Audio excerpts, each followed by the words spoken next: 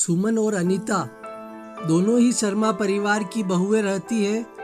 परिवार में सास अर्चना, ससुर मोहन, सुमन का पति विनोद और विनोद का बड़ा भाई यानी अनीता का पति अरविंद। सुमन और अनीता इन दोनों जेठानी देवरानी की शुरू से ही नहीं बनती। वह दोनों अक्सर एक दूसरे की खूबसूरती, कपड़े और बाकी चीज़ों से हमेशा जलती रहती, एक दूसरे को नीचा दिखाने की कोशिश में लगी रहती। अर्चना, देखो बहू, आज तुम दोनों को बहुत सारा खाना बनाना है। आज हमारे घर मेहमान आने वाले हैं ना, इसलिए जो पकवान एकदम बेहतरीन है वह सारे बना दो, लेकिन खाना एकदम मज़ेदार बनना चाहिए, नहीं तो हमारी इज्जत की धज्जियां उड़ जाएगी पूरे खानदान में। जी माँ जी, समझ गई। सुमन और अनीता एक दूसरे को गुस्से से देखती है और अपने आप से कहती है, आज अच्छा मौका मिला है इस बेवकूफ़ की माँ जी और सबके सामने बेइज्जती हो जाए। ऐसा कुछ करूँगी। हमेशा तारीफों के पुल बांधते हैं ना, सब तेरे। इस बार तानों के 56 भोग खाने के लिए तैयार हो जा मेरी प्यारी देवरानी। अनीता, आज तो इसे कहीं का नहीं छोड़ूंगी। बहुत उड़ती है ना जेठानी बनकर, आज इसके पंख काट दूंगी। दोनों बहुएं खाना बनाने में लग जाती है और सुमन जब फ्रिज में से दूध का पतीला निकालने के लिए मुड़ती है, तभी अनीता उसकी सब्जी की कढ़ाई में मिर्ची पाउडर की पूरी डिब्बी डाल देती है। बाद में जब मेहमान आते हैं तब सुमन की बनाई सब्जी खाकर उन्हें इतना तीखा लगता है कि वह चिल्ला पड़ते हैं और एक जगह से दूसरी जगह उछलने लगते हैं।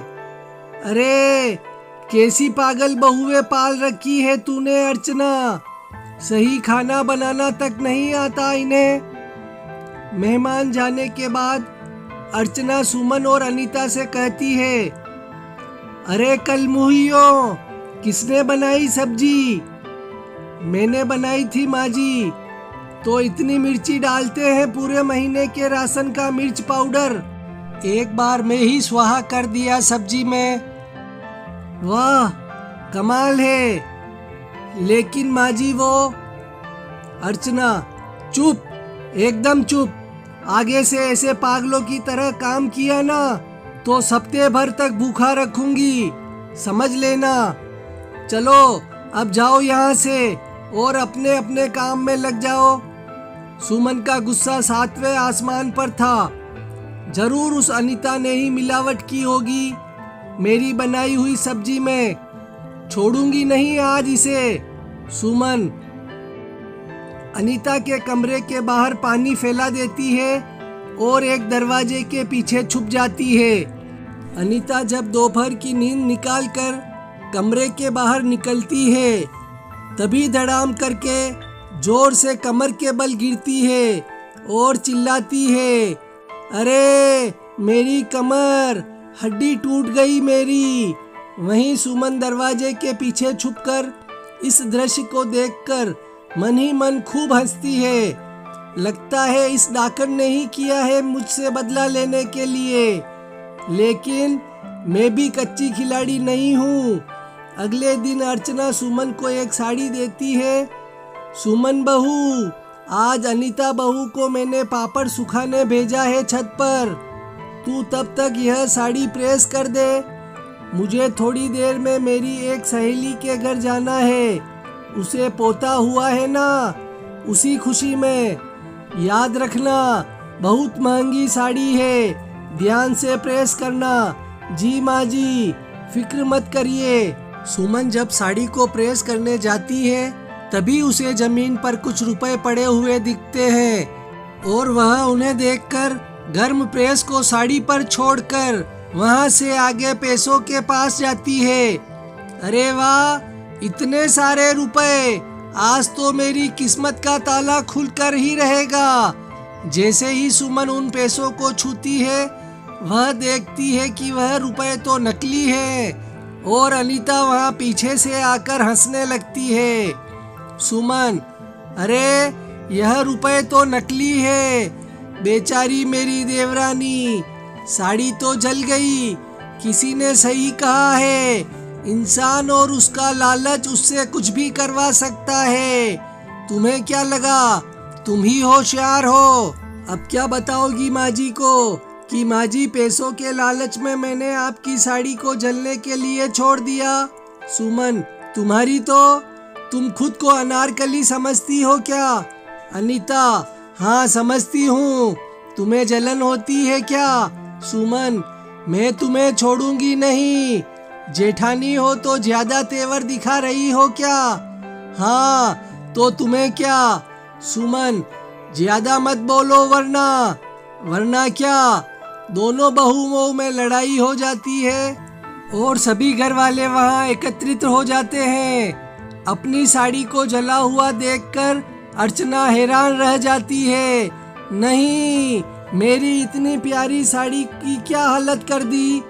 अरे कलमुहियों, लड़ाकू बहुओं, जब देखो तब लड़ती रहती हो। पर माँ जी, इन सब में मेरी जेठानी जी का हाथ है। क्या? कुछ भी बकवास मत करो, समझी ना? अनीता, सुमन से ऐसे बात मत करो। लेकिन सुमन, ऐसा क्या हुआ है तुम दोनों में? जब देखो तब किसी ना किसी बात को लेकर कहा सुनी होती ही रहती है। अरविंद, थक गया हूँ मैं तो। दिन बीतते जाते हैं लेकिन दोनों बहुओं के बीच की लड़ाई खत्म होने की जगह और भी बढ़ती जाती है। ए सुमन, तूने मेरा मेकअप किट क्यों तोड़ दिया? जेठानी जी, आपने मेरी चप्पल कबाड़ी वाले को जानबूझकर दे दी थी ना, इसलिए। सुमन, मेरे लाए हुए बिस्किट तुमने ही खाए हैं ना? ओ जेठानी मैडम, तुम्हारी हिम्मत कैसे हुई मेरे कमरे में आकर मेरे वार्डरोब को तहस नहस करने की? लड़ाइयाँ इतने हद तक बढ़ जाती है कि दोनों के पति विनोद और अरविंद काफी परेशान और तंग हो जाते हैं। वह दोनों एक बहुत बड़ा फैसला लेते हैं। बस बहुत हो गया, अब मैं और सुमन इस घर में और नहीं रहेंगे। अरविंद, मैं और अनीता भी। इतने झगड़े, इतनी लड़ाइयाँ शायद ही किसी घर में होते हो। अर्चना, एकदम सही कह रहे हो तुम दोनों बेटा। ले जाओ इन दोनों आफतों को और दे दो मुझे भी छुटकारा इनसे। ससुर, वही तो, अब दिन के 24 घंटे लड़ाई नहीं, भजन बजेंगे, पूजा पाठ होंगे। विनोद सुमन अलग रहने लग जाते हैं और अनीता अरविंद भी अलग रहने लग जाते हैं। इन दूरियों के बीच पहले कुछ दिन तो दोनों बहुएं खूब अच्छे से अपना जीवन गुजारती है, लेकिन जैसे ही थोड़े दिन बीत जाते हैं तभी घर में अकेले रहकर दोनों को बहुत बेचैनी सी होने लगती है। अरे क्या लाइफ हो गई है मेरी। सारा काम निपटा दिया, टीवी देख लिया और फोन भी चला लिया। अरविंद अब सीधा रात को लौटेंगे, तब तक क्या करूंगी मैं? बहुत याद आ रही है घर वालों की और मेरी उस दुश्मन की भी। अब क्या मैं इन दीवारों से लड़ाई करूं? अनीता, बहुत अकेलापन महसूस हो रहा है। माँ जी, पापा जी, जेठ जी और जेठानी जी की भी याद आ रही है। भले ही हम जंगली बिल्लियों की तरह लड़ते रहे, लेकिन पता नहीं क्यों अलग होकर, दूर रहकर अब मुझे उन सभी रिश्तों की अहमियत, उनका मोल समझ में आ रहा है। एक दिन अनीता शॉपिंग मॉल में शॉपिंग करने जाती है और इत्तेफाक से सुमन भी उसी मॉल में शॉपिंग करने आई होती है।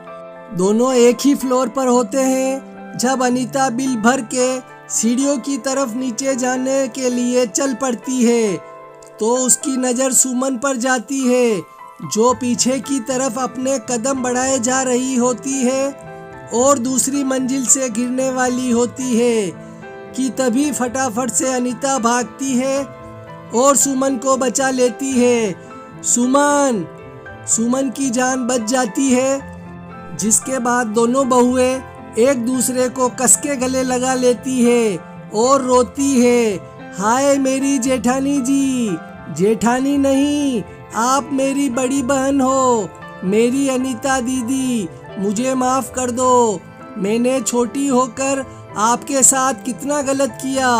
अनीता, नहीं सुमन, मैंने भी तो तुम्हारे साथ कितना गलत किया, मुझे भी माफ़ कर दो मेरी छोटी बहन। आपको पता है, आपके बिना मैं अकेली हो गई थी, किसी से झगड़ा ही नहीं किया था इतने दिनों से।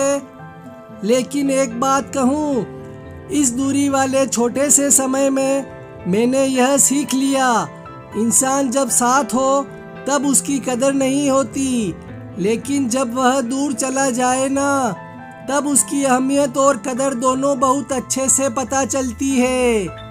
चलो मेरी बहन, हमारा ससुराल और हमारी सास हमारी राह देख रहे होंगे।